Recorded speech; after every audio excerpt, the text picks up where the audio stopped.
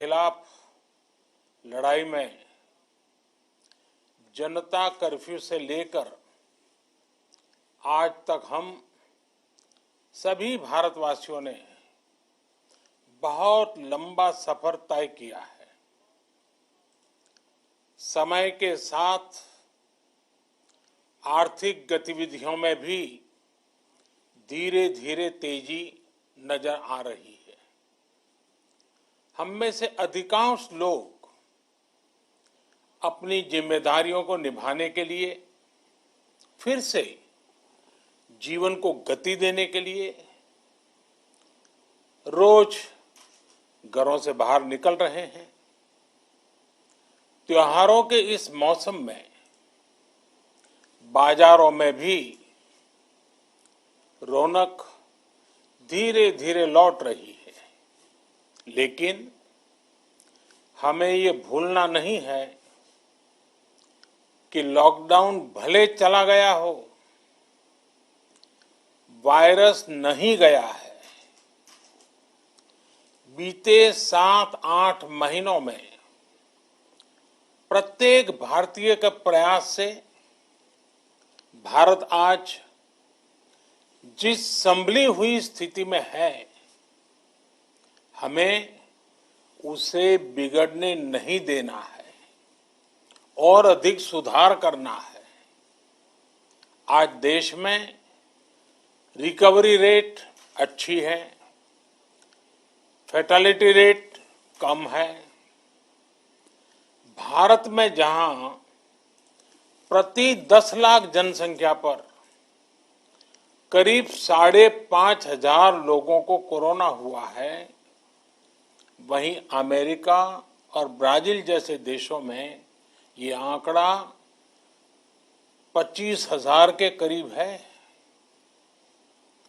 भारत में प्रति 10 लाख लोगों में मृत्यु दर 83 है, जबकि अमेरिका, ब्राजील, स्पेन, ब्रिटेन जैसे अनेक देशों में ये आंकड़ा 600 के पार है। दुनिया के साधन संपन्न देशों की तुलना में भारत अपने ज्यादा से ज्यादा नागरिकों का जीवन बचाने में सफल हो रहा है। आज हमारे देश में कोरोना मरीजों के लिए 90 लाख से ज्यादा बेड्स की सुविधा उपलब्ध है। 12,000 क्वारंटाइन सेंटर्स है। कोरोना टेस्टिंग की करीब 2,000 लैब्स काम कर रही है। देश में टेस्ट की संख्या जल्द ही 10 करोड़ के आंकड़े को पार कर जाएगी। कोविड महामारी के खिलाफ लड़ाई में टेस्ट की बढ़ती संख्या हमारी एक बड़ी ताकत रही है। सेवा परमो धर्म के मंत्र पर चलते हुए हमारे डॉक्टर, हमारे नर्सिस, हमारे हेल्थ वर्कर्स, हमारे सुरक्षाकर्मी और भी सेवा के भाव से काम करने वाले लोग इतनी बड़ी आबादी की निस्वार्थ सेवा कर रहे हैं। इन सभी प्रयासों के बीच ये समय लापरवाह होने का नहीं है। ये समय ये मान लेने का नहीं है कि कोरोना चला गया या फिर अब कोरोना से कोई खतरा नहीं है। हाल के दिनों में हम सब ने बहुत सी तस्वीरें, वीडियो देखे हैं जिनमें साफ दिखता है कि कई लोगों ने अब सावधानी बरतना या तो बंद कर दिया है या बहुत ढिलाई ले आए हैं। ये बिल्कुल ठीक नहीं है। अगर आप लापरवाही बरत रहे हैं, बिना मास्क के बाहर निकल रहे हैं, तो आप अपने आप को, अपने परिवार को, अपने परिवार के बच्चों को, बुजुर्गों को उतने ही बड़े संकट में डाल रहे हैं। आप ध्यान रखिए, आज अमेरिका हो या फिर यूरोप के दूसरे देश, इन देशों में कोरोना के मामले कम हो रहे थे, लेकिन अचानक से फिर से बढ़ने लगे हैं और चिंताजनक वृद्धि हो रही है। साथियों, संत कबीरदास जी ने कहा है, पक्की खेती देखी के, पक्की खेती देखी के गर्व किया किसान, अजहू जोला बहुत है, अजहू जोला बहुत है, घर आवे तब जान। अर्थात कई बार हम पक्की हुई फसल देखकर ही अति आत्मविश्वास से भर जाते हैं कि अब तो काम हो गया, लेकिन जब तक फसल घर न आ जाए तब तक काम पूरा नहीं मानना चाहिए। यही कबीरदास जी कह के गए हैं। यानी जब तक सफलता पूरी न मिल जाए, लापरवाही नहीं करनी चाहिए। साथियों, जब तक इस महामारी की वैक्सीन नहीं आ जाती, हमें कोरोना से अपनी लड़ाई को रत्ती भर भी कमजोर नहीं पड़ने देना है।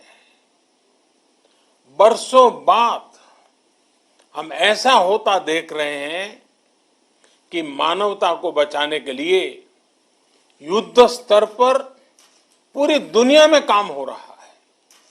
अनेक देश इसके लिए काम कर रहे हैं। हमारे देश के वैज्ञानिक भी वैक्सीन के लिए जी जान से जुटे हैं।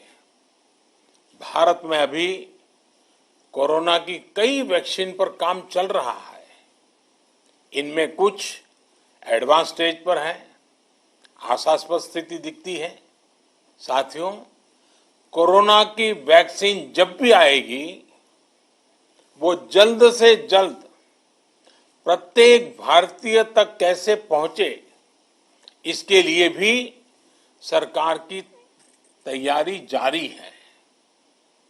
एक एक नागरिक तक वैक्सीन पहुंचे, इसके लिए तेजी से काम हो रहा है।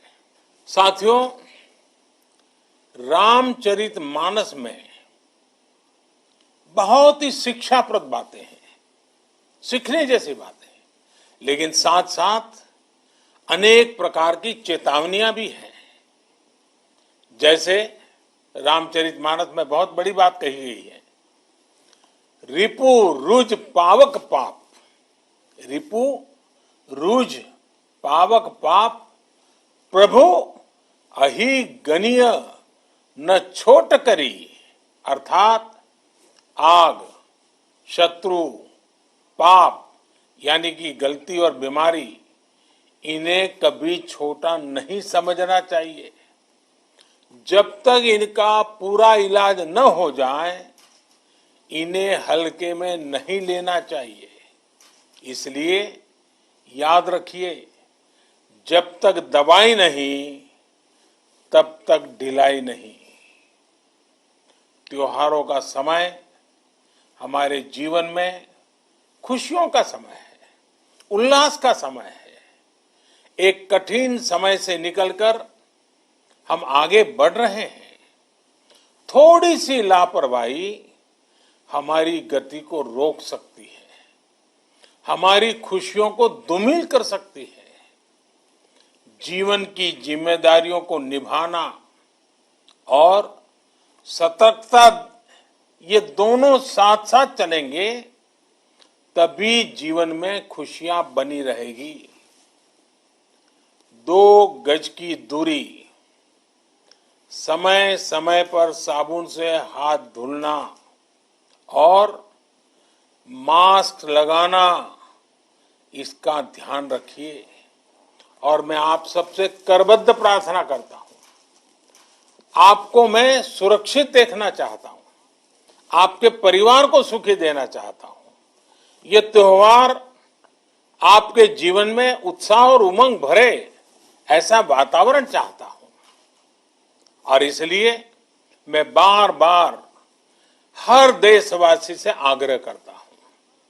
मैं आज अपने मीडिया के साथियों से भी, सोशल मीडिया में जो सक्रिय हैं उन लोगों से भी बड़े आग्रह से कहना चाहता हूं कि आप जागरूकता लाने के लिए, इन नियमों का पालन करने के लिए जितना जन जागरण अभियान करेंगे, ये आपकी तरफ से देश की बहुत बड़ी सेवा होगी। आप जरूर हमें साथ दीजिए, देश के कोटि कोटि जनों को साथ दीजिए। मेरे प्यारे देशवासियों, स्वस्थ रहिए, तेज गति से आगे बढ़िए और हम सब मिलकर के देश को भी आगे बढ़ाएं। इन्हीं शुभकामनाओं के साथ नवरात्र, दशहरा, ईद, दीपावली, छठ पूजा, गुरु नानक जयंती समेत सभी त्योहारों की सभी देशवासियों को एक बार फिर से बहुत बहुत बधाई देता हूं।